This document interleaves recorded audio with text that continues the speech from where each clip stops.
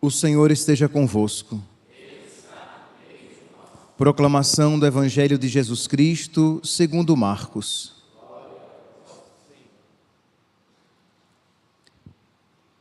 Depois de saciar os 5.000 homens, Jesus obrigou os discípulos a entrarem na barca e irem na frente para Betsaida, na outra margem, enquanto ele despedia a multidão.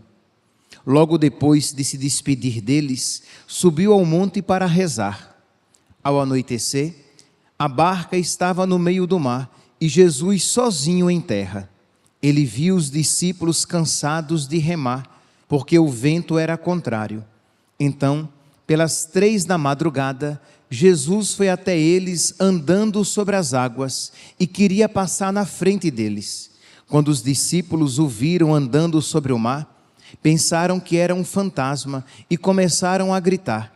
Com efeito, todos o tinham visto e ficaram assustados. Mas Jesus logo falou: coragem, sou eu, não tenhas medo. Então subiu com eles na barca e o vento cessou.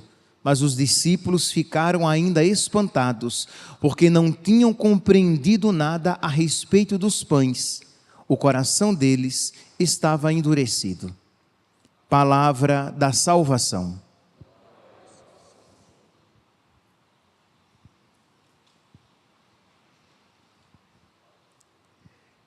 Caríssimos irmãos e irmãs, existe um perigo de nós vivermos o Natal, o tempo do Natal, que se concluirá agora com a festa do batismo do Senhor no próximo domingo.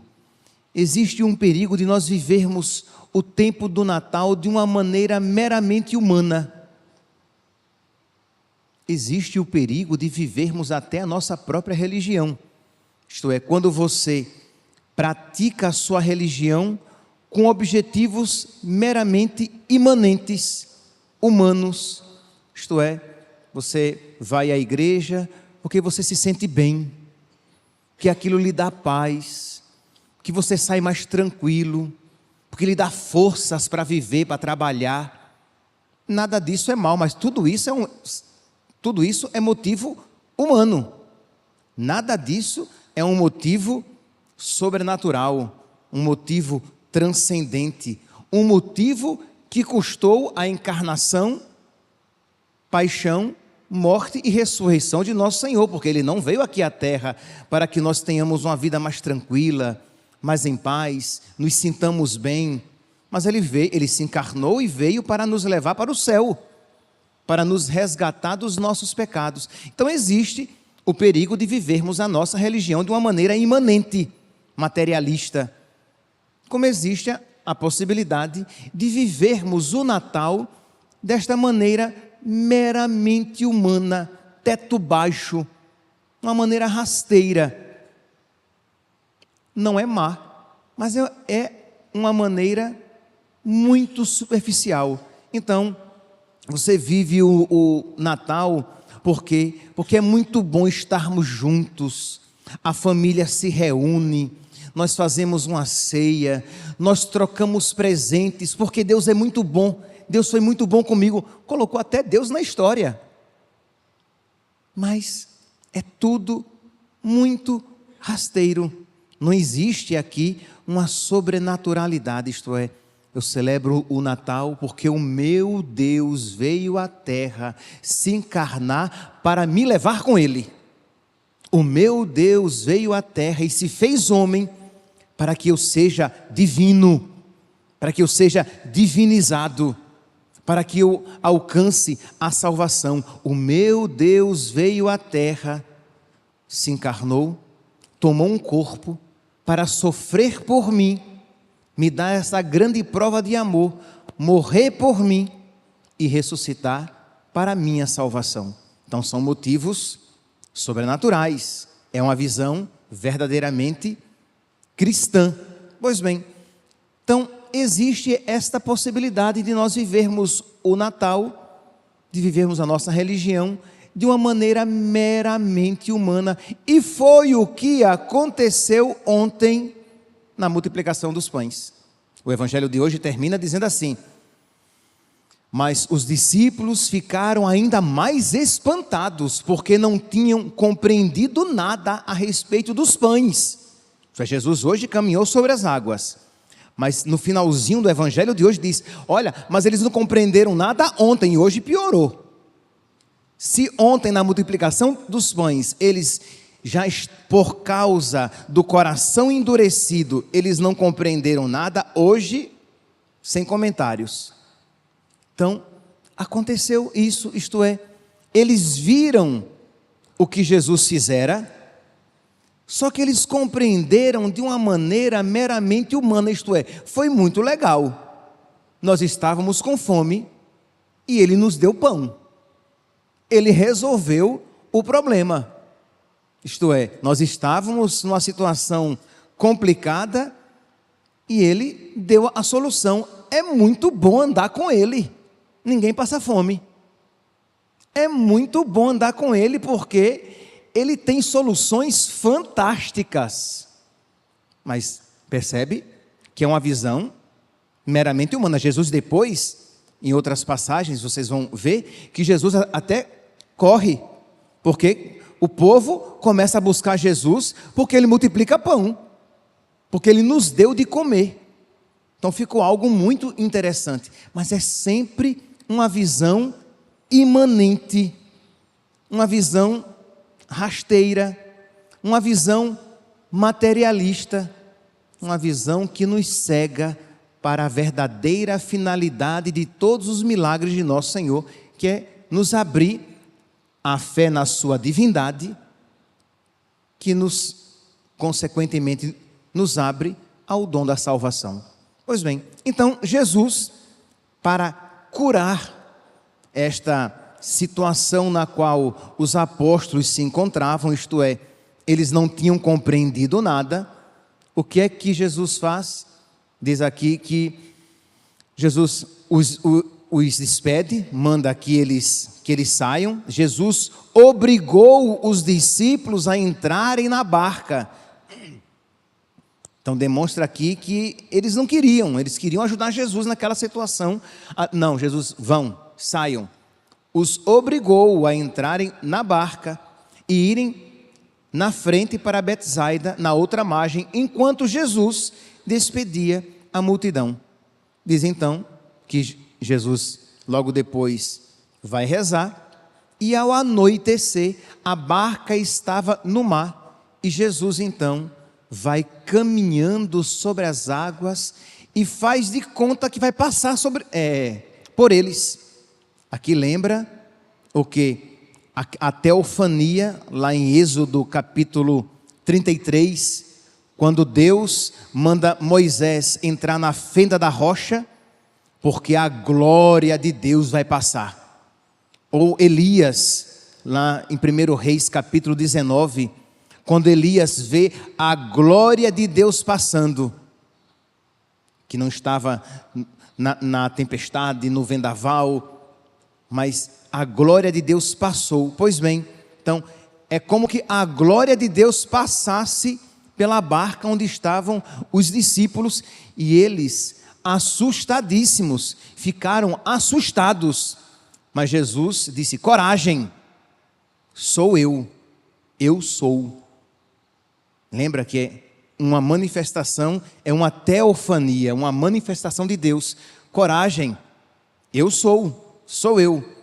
Não tenhas medo, tenha confiança, mas tenha confiança de uma maneira divina. Não tenha confiança de uma maneira humana. Tenha confiança. Sou eu. Nós às vezes queremos ter esta confiança em Deus, esta fé em Deus, mas de uma maneira imanente, para que Ele solucione os problemas aqui deste mundo. Mas nosso Senhor quer que nós tenhamos com Ele uma relação sobrenatural, uma relação transcendente, uma relação verdadeiramente espiritual, que nós tenhamos confiança, que nós tenhamos fé, mas fé sobrenatural em nosso Senhor. tendo este pano de fundo, nós lançamos o nosso olhar para a primeira leitura de hoje e aí temos uma outra compreensão. Isto é, depois desta luz que o Evangelho lança sobre nós, nós podemos compreender a primeira leitura de uma maneira sobrenatural.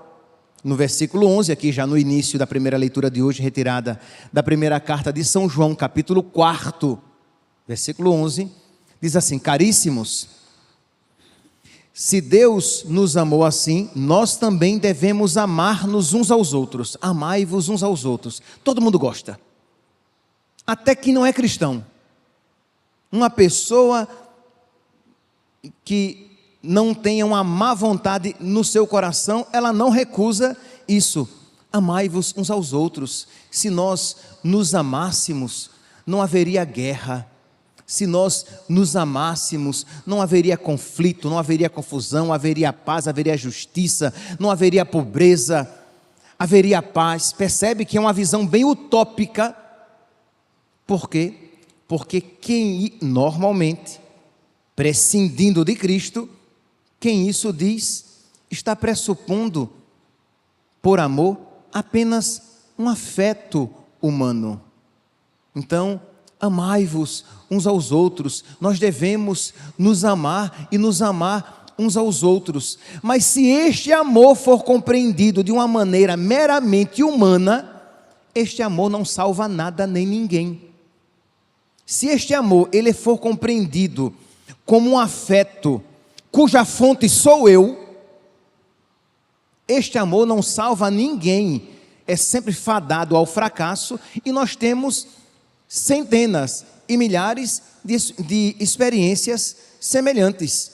Isto é, um amor não fundado em Deus, que sempre fracassa, que é inócuo, que ele não tem eficácia, ele não frutifica, ele não tem vivacidade, ele não é vivo, ele é apenas um afeto fugidio, um afeto como o orvalho da manhã, que nos primeiros raios do sol, ele desaparece. Então nós precisamos compreender o que é que São João ele quer dizer quando ele diz: amai-vos uns aos outros. São João, ele dá um passo além. São João, ele vai mais a fundo. Versículos 12 e 13. Ninguém jamais viu a Deus. Se nos amamos uns aos outros, Deus permanece conosco e seu amor é plenamente realizado em nós. Percebe que este amor com o qual devemos nos amar uns aos outros, segundo São João, ele vem de Deus. E ele estará em nós se nós permanecermos em relação, em comunhão com Deus. Daí o exemplo de que nosso Senhor nos dá no Evangelho, quando ele vai rezar. Isto é, este amor que provém da fé, que só se alcança na fé, que só se alcança na nossa relação com Deus, ele acontece quando nós nos abrimos a Deus na oração. É claro, se você é batizado, você já recebeu este amor. O amor de Deus foi derramado nos nossos corações pelo Espírito Santo que nos foi dado no nosso batismo. Este amor nós recebemos em cada sacramento recebido, de uma maneira especial, por antonomasia, na Eucaristia. Mas tudo isso quando vivido em espírito de oração. Porque se eu recebo a Eucaristia de qualquer jeito, é como quem recebe um presente muito bonito, mas ainda fechado. Um presente dourado, com laço vermelho, mas que não foi aberto. Se eu recebo a Eucaristia e eu não me ponho em comunhão com nosso Senhor, a graça recebida, ela não atinge toda a profundidade a que se destina, porque eu recebi de qualquer jeito. A palavra de Deus que deve ferir, curar e santificar, se eu a ouço sem espírito de oração, se eu a ouço de qualquer jeito, ela não produz o efeito para o qual ela foi enviada. Se eu me confesso sem um verdadeiro arrependimento, sem uma verdadeira súplica daquela graça a Deus, sem uma contrição, o efeito, se acontecer, será sempre superficial. Por isso que você peca, confessa, peca, confessa, peca, confessa, peca, confessa, peca, confessa, porque não tem se confessado bem. E é por isso que você comunga e continua um pecador, e comunga e continua um pecador, e comunga e continua um pecador, porque você comunga mal. Porque uma comunhão já seria suficiente para nos santificar por toda a vida. E quantas comunhões já recebemos? E por que não somos santos? É porque a comunhão não foi potente o suficiente, poderosa o suficiente, ou meu coração, como diz aqui o Evangelho, ainda está endurecido, fechado, uma terra que não corresponde, né, que não está suficientemente aberta para receber a semente e frutificar. Pois bem, então São João, ele vai mostrar aqui que este amor com o qual nós iremos nos amar uns aos outros, ele provém de Deus. A sua fonte é o próprio Deus. A fonte dele, do verdadeiro amor, é o coração de Jesus. Então, versículo 13: a prova de que permanecemos com ele e ele conosco é que ele nos deu o seu Espírito. Versículo 15: todo aquele que proclama que Jesus é o Filho de Deus, tem fé, Deus permanece com ele e ele com Deus. E quem permanece no amor, permanece com Deus e Deus permanece com ele. Então percebe que São João vai deixar claro que este amor, ele nos vem da nossa ligação com o Filho de Deus, com a nossa ligação com Jesus. E isto, o mundo que acha muito bonito, amai-vos uns aos outros, não pode aceitar.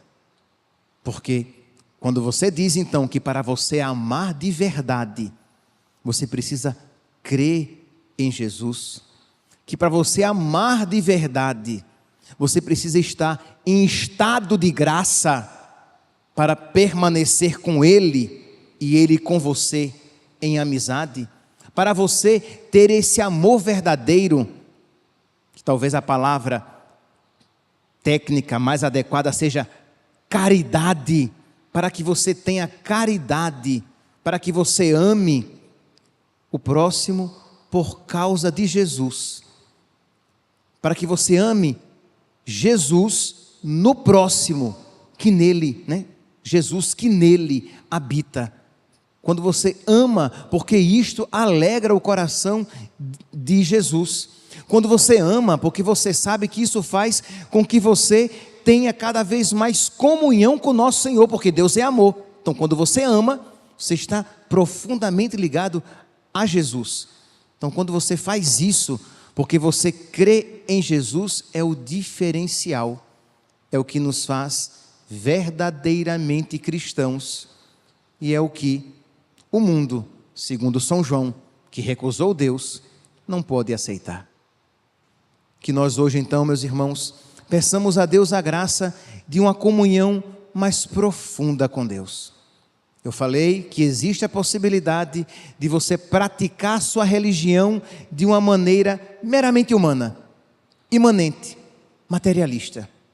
Eu falei que você pode celebrar o Natal de uma maneira meramente humana, imanente, materialista até. Eu falei que você pode ouvir, ver os milagres de Jesus e ouvir os seus mandamentos e compreendê-los de uma maneira meramente humana, imanente. Porque com um coração endurecido, peçamos a nosso Senhor que nos conceda um coração curado, um coração iluminado, um coração cheio do Espírito Santo, para que a prática da nossa religião, a vivência do tempo do Natal e a nossa ligação com Deus não seja meramente humana, imanente, materialista, mas divina, sobrenatural, transformadora. Louvado seja nosso Senhor Jesus Cristo. Para sempre seja louvado.